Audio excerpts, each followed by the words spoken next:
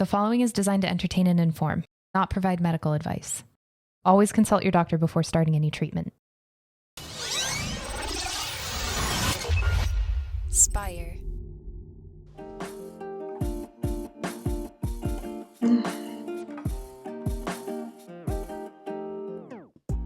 Welcome back to the Kidney Stone Diet Podcast, the show about reducing your kidney stone risk and living your best life.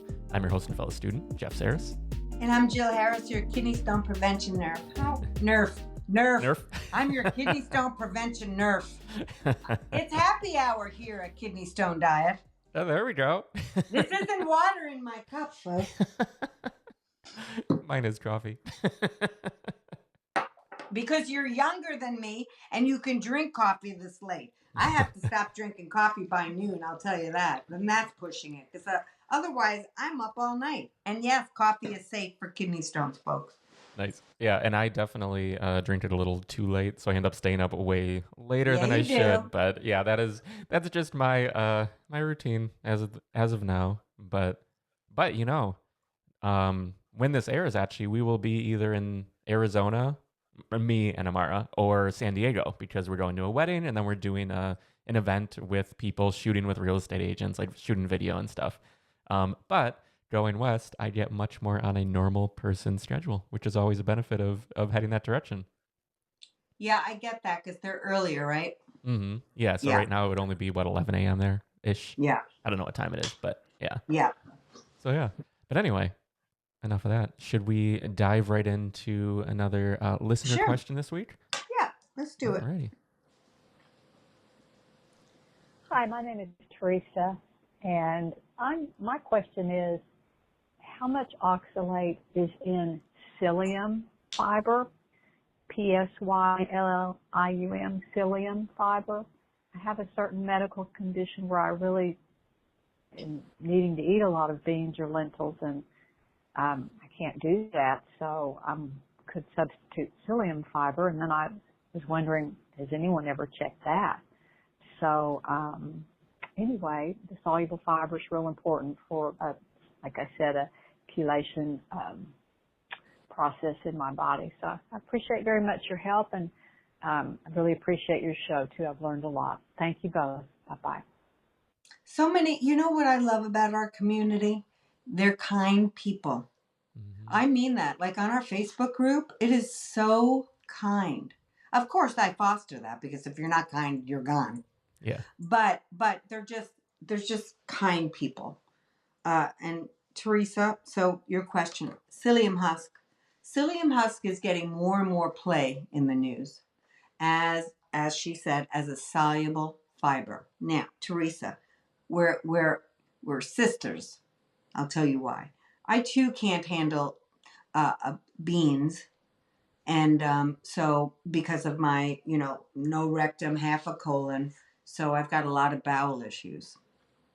And just for anyone who doesn't know, that's from your cancer. That's from my cancer. Thank you. And so I can't use beans. That's not pretty. Finn is not happy if I try. And, again, beans tend to be high oxalate. That doesn't mean you can't have beans. You just can't have 5 cups no more like vegan people did to get their protein, okay? But psyllium husk. You'll see things on the internet, low oxalate. Has it been studied by bigwigs, PubMed, NIH, things like that? No. It is the husk of this seed, of this plant. It's the husk. And it's a soluble fiber that can absorb water from your colon, and it forms like a gel-like substance, and it helps poop move along. It bulks it up and helps it move along. So for somebody like Teresa who can't she's maybe missing a lot of fiber because she can't eat beans, it can be helpful for her. I'm using it that way because the colon is what makes, absorbs water, okay?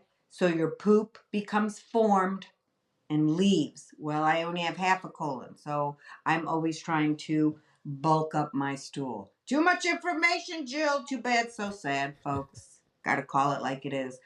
So to say all of that, I'm saying that because I use psyllium. I use psyllium now. So it is a nice form of soluble fiber. I use it. It helps me. 1 teaspoon I use. So, and it's getting more play in the news. Here's what's going to happen because psyllium is getting more play in the news. Kathleen, I heard that psyllium's good for us. I was reading it in Reader's Digest. I'm wondering, honey, should we get some? Sure, let's get some.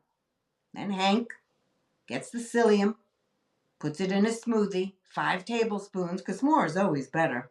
And then Hank can't get off the toilet for the next 4 days. People, when you're taking a fiber supplement, start slowly so your family members can continue living with you. Not only that, but your stomach will cramp, you'll feel bloated, you'll have a lot of gas. Believe me, I'm somebody who has tampered with a lot of fiber supplements because I have anatomy problems due to my cancer and a lot of eating issues. So you always start little. The psyllium husk, I believe, it's in Metamucil. But Metamucil has a lot of cockadoodle extra stuff in there. You can make your own Metamucil. Look it up, Google it. I make my own Metamucil. I just don't have I put a little stevia in there so it's sweet, whatever. Anyway, Teresa, from all little things I've read, it's low in oxalate. But again, the portion's not that much. If it's helping you, continue doing it. I'm not worried about it. But again, I'm using it in a teaspoon in my smoothie. That's what I'm using it as. And it's been very helpful for me. What's helpful for me and what's helpful for Teresa may not be helpful for you. Please know that. There is no one size fits all in the diet world. Don't let anybody tell you that there is. You may have colitis, you may have Crohn's, you may have nail absorption issues, and psyllium ain't going to work for you. It works for me. It works for Teresa. Know that. Sometimes you have to play with different soluble fibers to find the right one that's going to work for you. Some people do well off Metamucil. Some people are better with other forms. You got to see what's good for you. And that's why I always say start low and slow with the amounts you use in anything, folks. It's very important, especially if you're suffering from bowel issues. So constipation, all that, always start lower in dose. So to answer your question, I've seen on the internet, not reputable sources, that it's lower. Because it's such a small amount, not going to worry about it. Also, in my smoothie, I'm always using a calcium base, whether it's my Silk non-dairy coconut milk or lactose-free Fairlife milk. So I always have calcium with that. So to make sure, because Harvard didn't study it. These are just people saying, I don't think it has high oxalate. So I don't know for sure. So we've got to pay attention to that. I am not stopping taking it every day. It helps me immensely. So Teresa, just make sure that you're taking maybe you're taking it in a smoothie too, like me. Have it in a calcium containing smoothie and be on your way. I'm not too worried about it. But heed my warning, folks. I already have had patients that are saying, I heard Syum Husk is great. I'm taking lots of it, and I've been very uncomfortable. Please be careful. That's it. That's what I know about psyllium. It's helpful for me.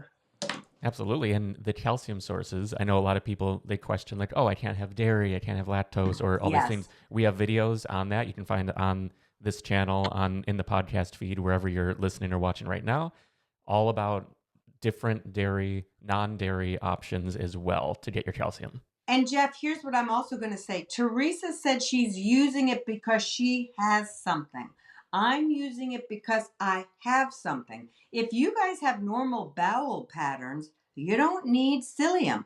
Teresa and I can't have beans. We have to there's a lot of vegetables. I can't have broccoli. I can't have cauliflower, cruciferous, whatever, crucera. You know those. Yeah, cruciferous. Yeah.